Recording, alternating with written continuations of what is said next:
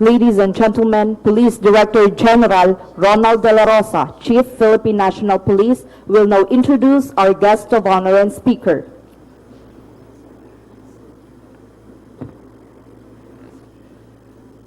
Ladies and gentlemen, President Rodrigo Roa Duterte, Republic of the Philippines.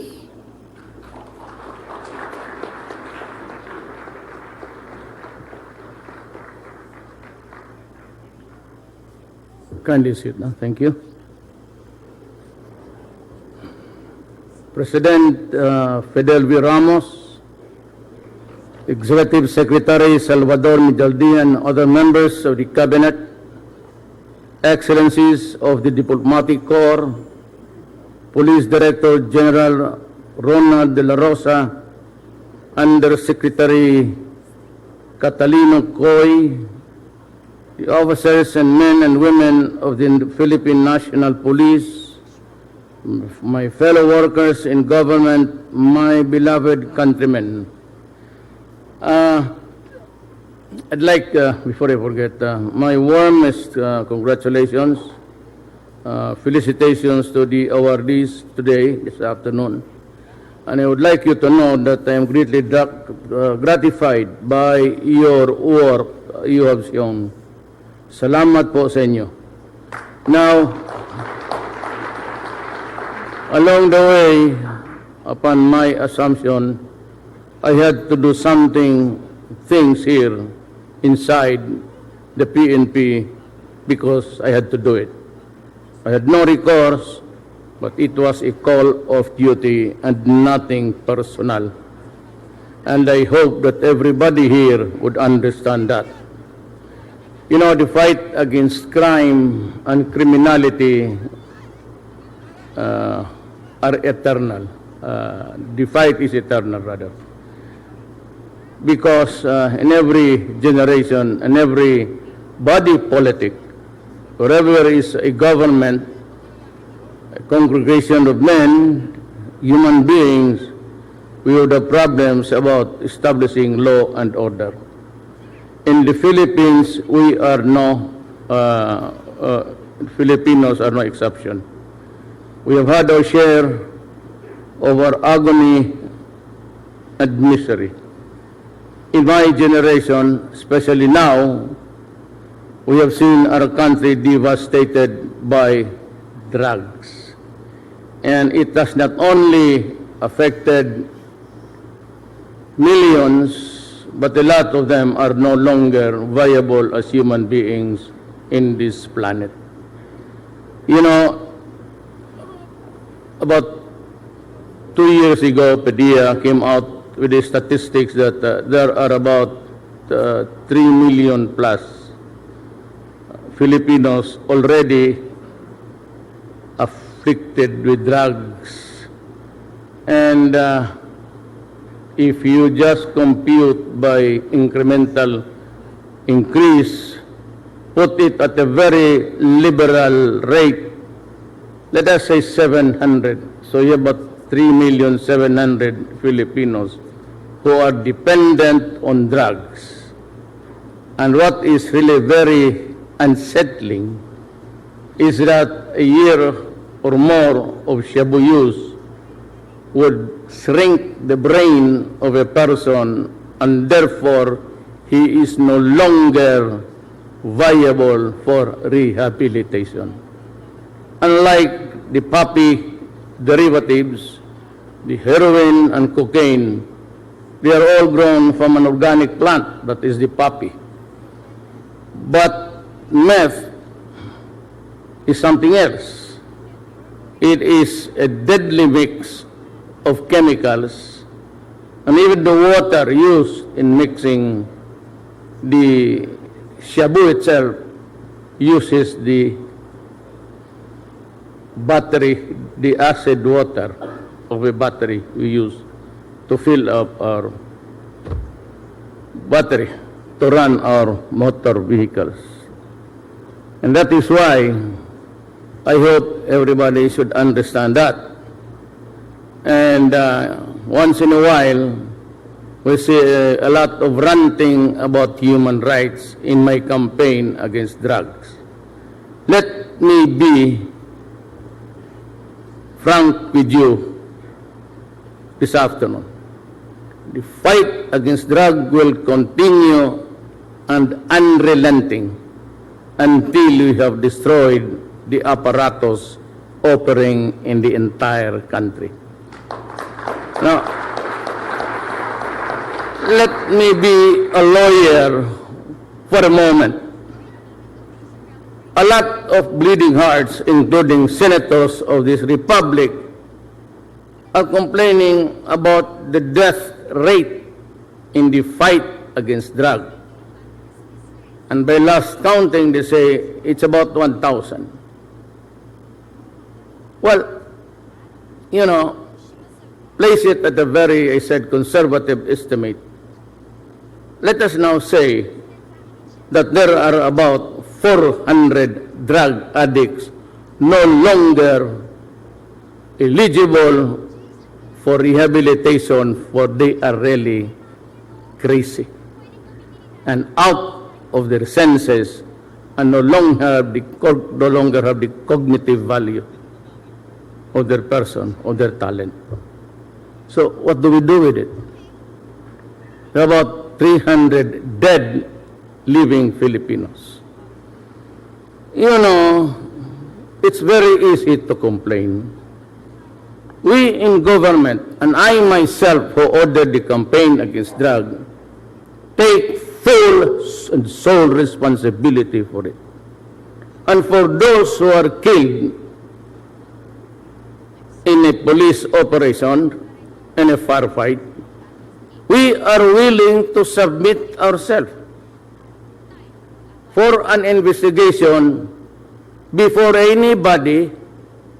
And I would like also to just say, why would the United Nations be so easy to be swayed into interfering in the affairs of this republic? There are about just 1,000. There are a lot of people, innocent women, child, young women, young men, old women, being killed elsewhere in this world without even saying the slightest justice. Take, for example, in the Middle East.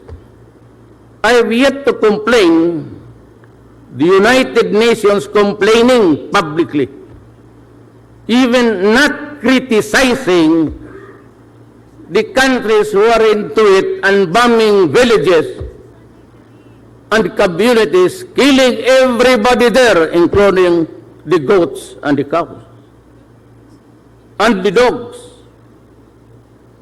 I have yet to complain the UN President state publicly over and over again because of the loss of the lives of innocent people. That is the problem. And here comes the UN easily swayed and coming on a very stupid proposition of, you know, for those who are killed by the other drug syndicates, we can only investigate, but do not attribute the acts of other criminals upon my government. I say the easiest way of really just being into politics.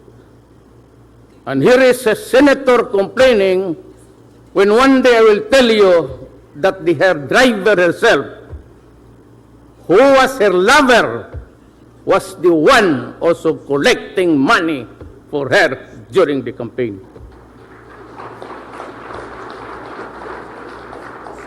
Here is an immoral woman flaunting, well, of course, insofar as the wife of the driver was concerned, it's adultery.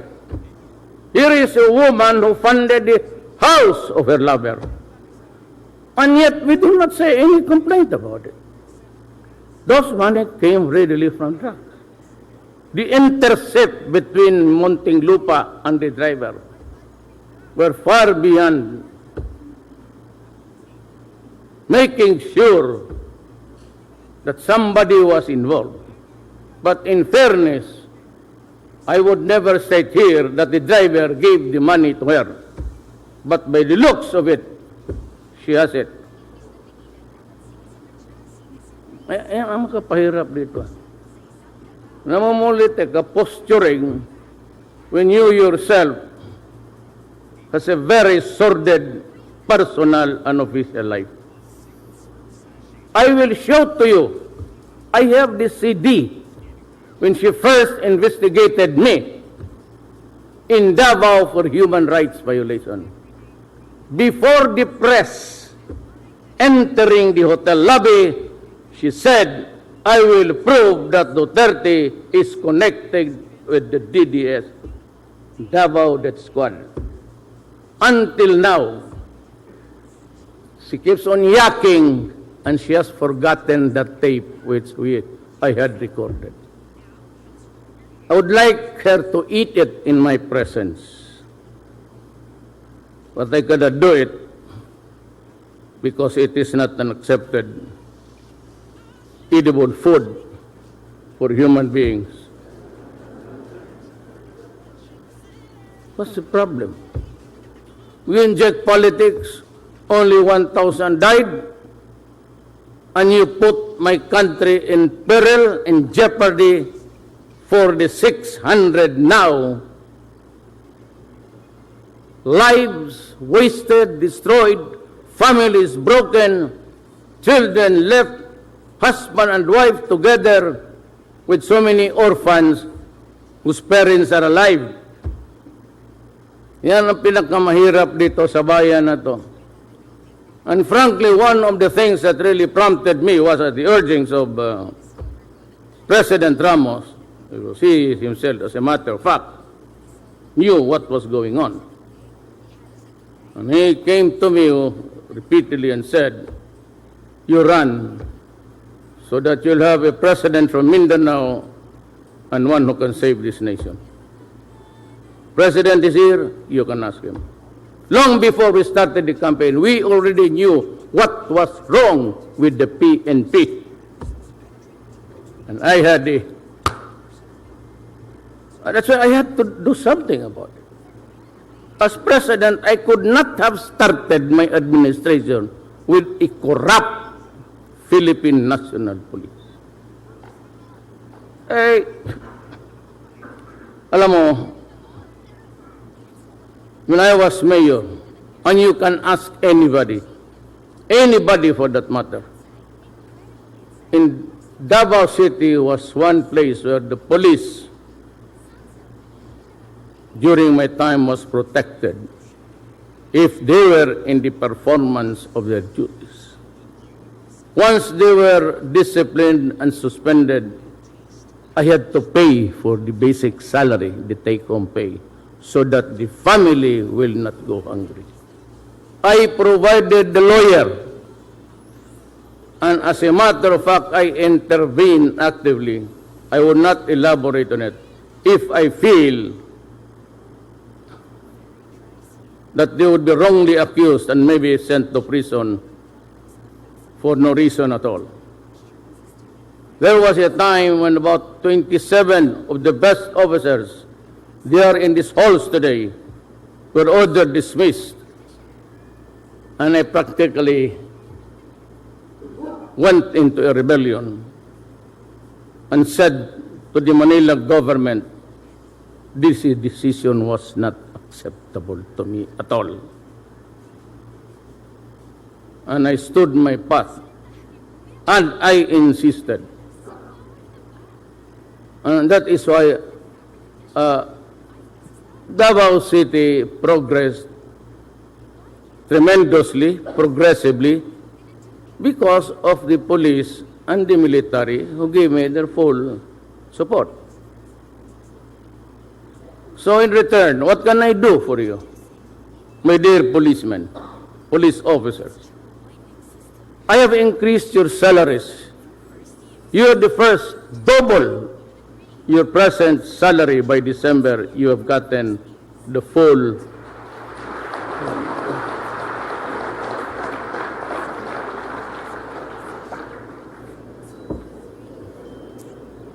and I included the Armed Forces of the Philippines and the PDEA.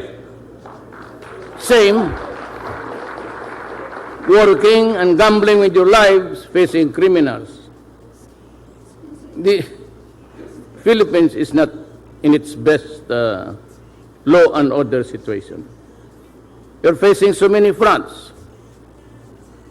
I'm facing the Communist Party of the Philippines, and I am talking. We are facing an insurrection, Muslim insurgency in Mindanao. I am talking with the MI and the MN. I tried desperately to talk sense to the Abu Sayyaf, but they refused. And so there's no other way to destroy them. I have gone out of my way to make the Philippines safe again. I won by a sheer majority of 6 million, which until today appalls me, because I really do not know how I got the 15 million with a 6 million majority from the next neighbor. So I could only think of the many things that I said, but most importantly, I would say that what prompted the audience, the Filipino nation, take notice of what was coming in or out my mouth was this: I will give you a clean government, and it will be so, and it will be done.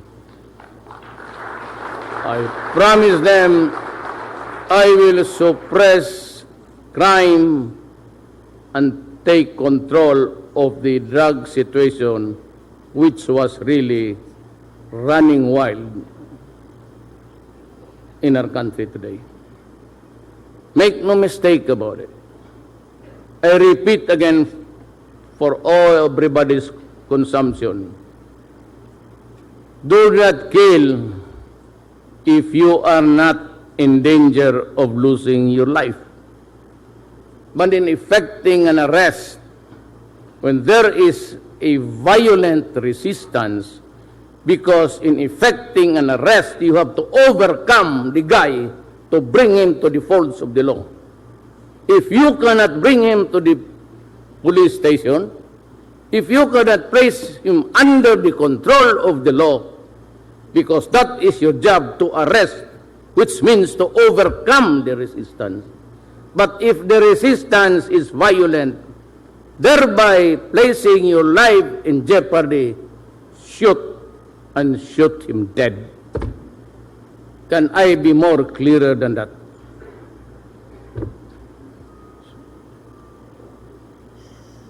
Now, we are trying to fix everything. We do not want war. We cannot build a nation over the bones of our people, our citizens. But at the time when it calls for an action to protect the entire nation, especially the young, I have placed myself at stake. I said before, and I will say it again and again and again until this statement goes into the mind of those who are listening, including the senators. I place my honor, my life, and even losing the presidency. Just, I said, be careful with me, because when I say I will do it for my country, I will do it even if I have to kill you or be killed in the process. I will not allow anybody to destroy my country. I will not allow anybody to destroy the next generation. Of what good will it be to us when I am already old and my children or the children's children are gone berserk and crazy?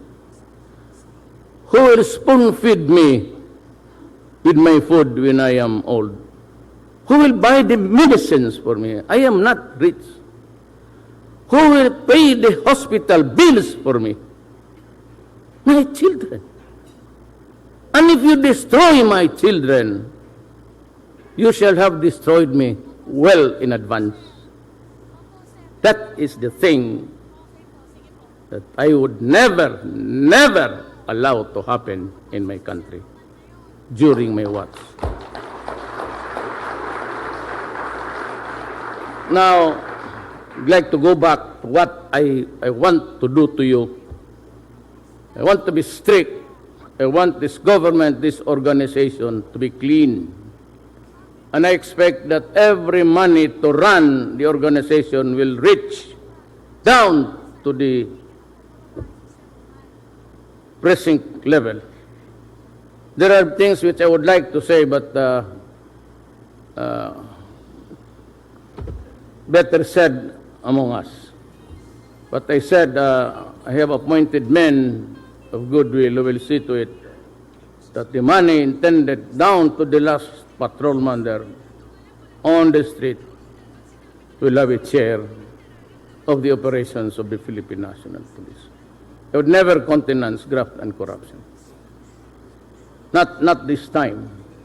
For those of you who are used to it, then wait for another 6 years. The 6 years would really be something which we have to work on honestly between us, between your president and yourself. But I will support you. Do not worry about cases. I will give you the lawyer. Do not be intimidated about statements with the United Nations.